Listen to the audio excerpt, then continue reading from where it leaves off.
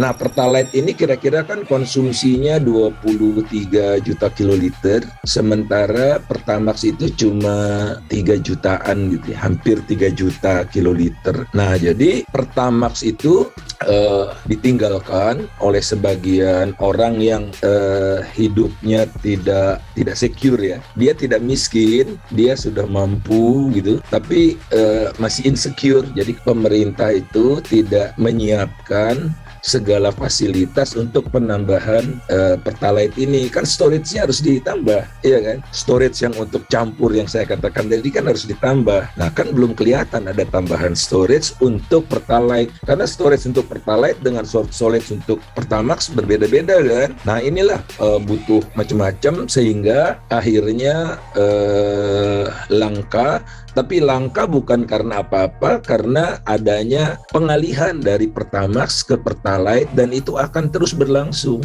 Karena kan pendapatan saya tidak naik.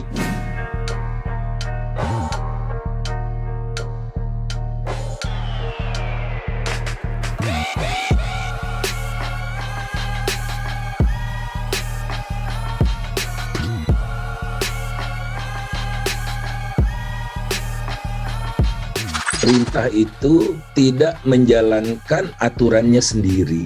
Jadi atau penyesuaian harga ini ditunda-tunda. Seharusnya pemerintah itu sesuai dengan aturan pemerintah setiap bulan meninjau harga BBM. Karena apa? Karena tidak terjadi proses penyesuaian secara bertahap bulanan. Harusnya sudah naik, kata pemerintah, jangan, rakyatnya susah, jangan. Bertahun-tahun seperti itu, akibatnya pemerintah subsidinya kan membesar. Bukan subsidi pemerintah, namanya bukan subsidi, tapi dana kompensasi. Jadi harusnya misalnya harganya 12.500 seperti sekarang, tapi pemerintah bilang, jangan deh, sekarang rakyat lagi susah macam-macam gitu alasannya. Nah kan Pertaminanya rugi. Nah kerugian Pertamina itu ditutupi oleh pemerintah. Kalau enggak kan Pertaminanya bangkrut. Ditutupi oleh pemerintah dengan cara apa? Ada namanya dana kompensasi. Jadi dikompensasilah kerugian Pertamina akibat menjual rugi.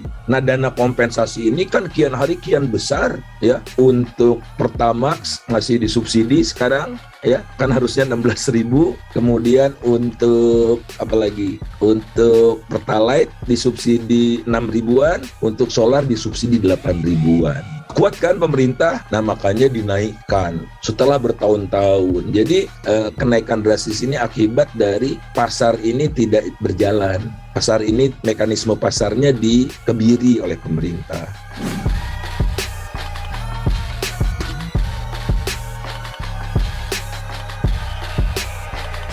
Di Indonesia tidak ada mekanisme stabilisasi. Jadi kalau di beberapa negara itu kan kita mengalami shock ya kalau harga naik terlalu tinggi. Nah oleh karena itulah ada dana stabilisasi. Jadi misalnya waktu harga minyak murah waktu harga minyak murah pemerintah misalnya harga minyak mentah turun 50% misalnya. Nah pemerintah itu tidak menurunkan harga BBM sebesar 50%, 25% aja. Sehingga ada uang yang bisa ditabung 25% ya. Tabung, terus ada tabungan. Nah kalau harga tinggi harusnya naiknya 50%, bisa jadi cuma 25% juga. Pakai dana stabilisasi tadi. Nah kemudian tambah parah lagi, pada saat yang sama PPN dinaikkan.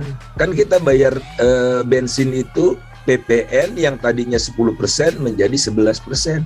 Naik lagi kan. Jadi bersamaan ini dikepung ini rakyat ini. Kalau di Malaysia stabilisasinya ya dan mekanisme stabilisasinya kalau harga naik melampaui batas yang nggak tahu istilahnya saya, supaya tidak terlalu membebani masyarakat kenaikannya itu, maka untuk sementara waktu bensin itu di Malaysia tidak bayar PPN-nya 0. Nah di kita tidak ada juga. Rakyat tidak boleh seperti itu karena sebagian besar rakyat kita masih tidak kuat daya tahannya. 52,8% masih insecure itu. Nah oleh karena itu ada mekanisme stabilisasi. Nah kita juga tidak punya.